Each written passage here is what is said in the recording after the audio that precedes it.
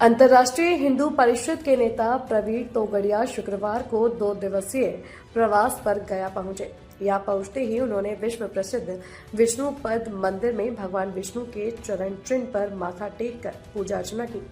मंदिर में दर्शन के बाद उन्होंने कार्यकर्ताओं के साथ बैठक की और मीडिया से बातचीत की। मीडिया से बातचीत के दौरान प्रवीण तोगड़िया ने कहा कि लोकतंत्र में हमेशा बहुमत की जीत होती है और जनता ही अंतिम फैसला करती है। उन्होंने कहा कि देश में लोकतंत्र मजबूत है और पश्चिम बंगाल में भी बहुमत का ही निर्णय सामने आएगा।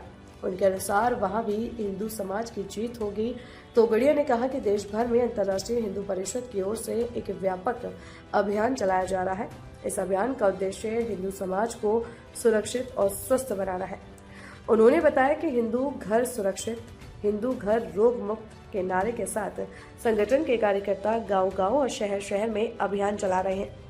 इस अभियान में बजरंग दल और महिला परिषद की सदस्य भी सक्रिय रूप से भाग ले रही हैं। उन्होंने कहा कि समाज के बीच संवाद स्थापित करना और संगठन को मजबूत करना ही उनके इस दौरे का मुख्य उद्देश्य है। गया में भगवान विष्णु का दर्शन कर उन्होंने आशीर्वाद लिया और यहां से संगठनात्मक अभियान को और तेज करने का संदेश दिया।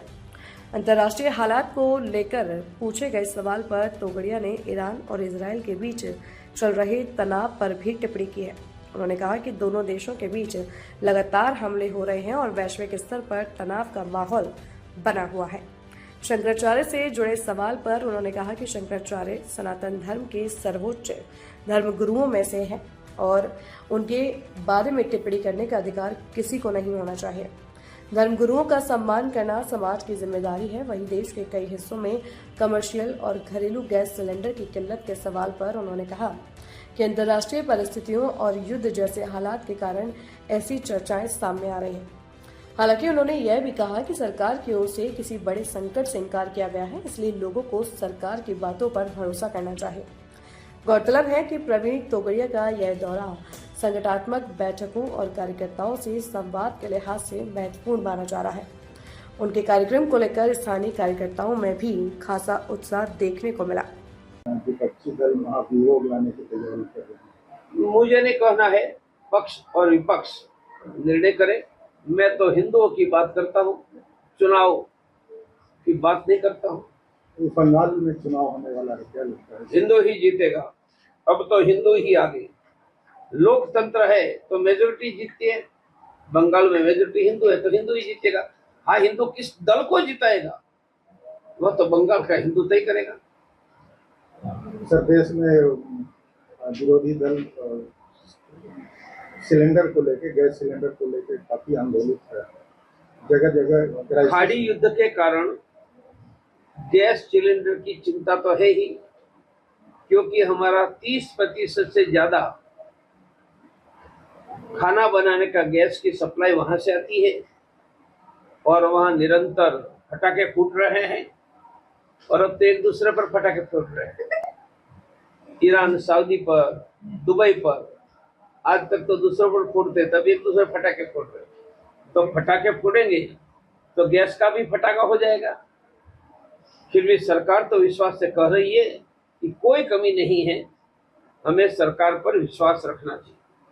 सर, शंकराचार्य के वर्तमान भारत सरकार पर हिंदू हितों का ध्यान नहीं रखने का आरोप लगा है। शंकराचार्य जी हमारे सर्वोच्च धर्मगुरु है। उनके कहने के बाद कमेंट करने का मेरा कोई अधिकार नहीं। आप हिंदू हित की बात कर रहे हैं, तो क्या लगता है कि भारत सरकार हिंदू हित की दिशा में काम कर रही है? धारा 370 को हटा दिया, कोई अतीक बुतीक वह भी हट गए, तो अच्छा भी दिख रहा है।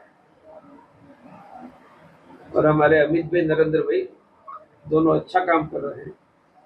यहाँ कॉरिडोर बनने वाला है, तो मेरा विश्वास है कि यह गया विष्णुपद कॉरिडोर में परंपरा का भी सम्मान होगा, विकास भी होगा और अनेक पीढ़ियों से जो पंडा पुजारी यहाँ रहते हैं उनके घरों की व्यवस्था नए स्वरूप में थी, उनसे ज्यादा दी जाएगी, ऐसा मेरा विश्वास है। बिहार झारखंड की हर बड़ी खबर अब आपकी जेब में। क्या आप बिहार और झारखंड की खबरों से पीछे रह जाते हैं? इंडिया न्यूज वायरल के साथ जुड़े और पाएं सबसे तेज अपडेट्स, चाहे वो राजनीति हो, वायरल वीडियो हो या आपके शहर की ताजा घटना। सब्सक्राइब क्यों करें? सबसे तेज ब्रेकिंग न्यूज अलर्ट्स के लिए वायरल और ट्रेंडिंग वीडियो सबसे पहले, सच्ची और सटीक रिपोर्टिंग। देर ना करें, आज ही सब्सक्राइब बटन दबाएं और अपडेटेड रहें।